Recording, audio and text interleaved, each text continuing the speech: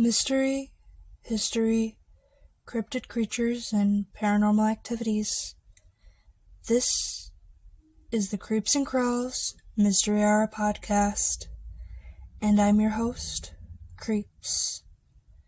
The wet swamplands cover your legs. The smell of moss and wet wood fill your nose, and bugs galore surround you. You don't know why your friend suggested this stupid camping trip, but you went with them anyways, out near the bayou.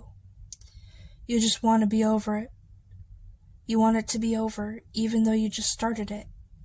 Your friend Jessica is way ahead of you, and your boyfriend is reassuring you that you're fine.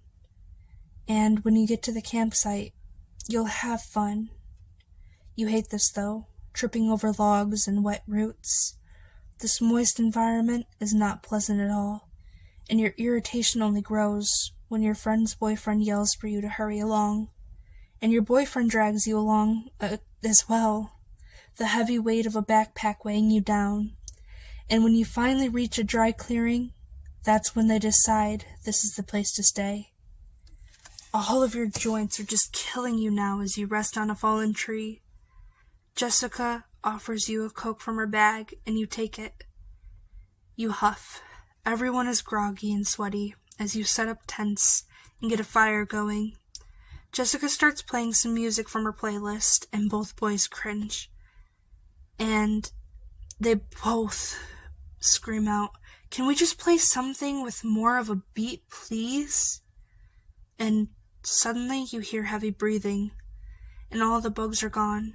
Your friend is pale and has stopped dancing, and you and your boyfriend watch as Jessica's body is split in two. Her boyfriend scream out in agony, and you're just in shock as your boyfriend pulls you along. You didn't see what dismembered your friend, but you obviously didn't want to find out.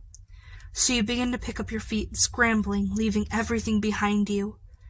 Jessica's boyfriend is still screaming, and then it's replaced by gurgling sounds.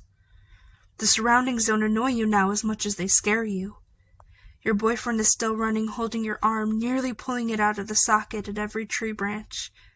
And you have to scramble over all the roots, and the smell of wet dog and rust fills your nose. You hear something running towards you, breathing heavy. It roars, and your heart is racing as anxiety washes over you. Every branch, every step is agony, and as you go back through the wet mossy ground you came from, you're suddenly in front of your boyfriend leading the way, holding his hand. You make it to the road, and you realize his grip has loosened. You feel like he's almost weightless. But you don't think about it. You just keep running, and suddenly a car is behind you. You take a moment to breathe as you begin to notice your surroundings. Everything's blurry and hazy. Mist surrounds you, and you notice your boyfriend isn't behind you anymore. You've just been carrying a severed hand. You clutch his arm to your chest as blood is covering your shirt, and you fall to the ground crying, sobbing. The car stops and offers you a ride. You describe in detail as you drive away everything you just experienced. And as the woods fade away, you see what can only be described as a wolf man emerging from the woods, fur covered in blood, canines exposed. You're relieved that you survived, but you'll never forget the horrors you saw tonight.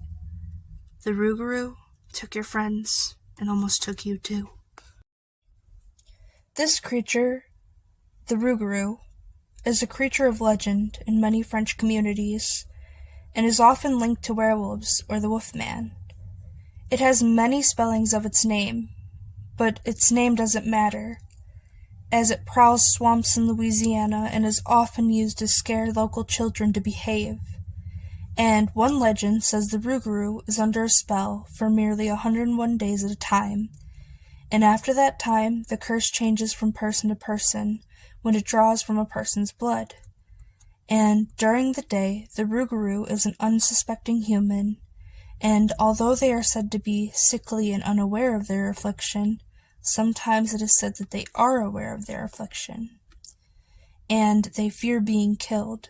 Some even say the Rougarou is more like a were-rabbit derived from witchcraft in the area, and it's said only a witch can create a Rougarou. But no matter the situation, this terrifying creature lingers in the mind of all those that fear it. Do you? Comment down below on your beliefs, and remember to stay creepy, my friends.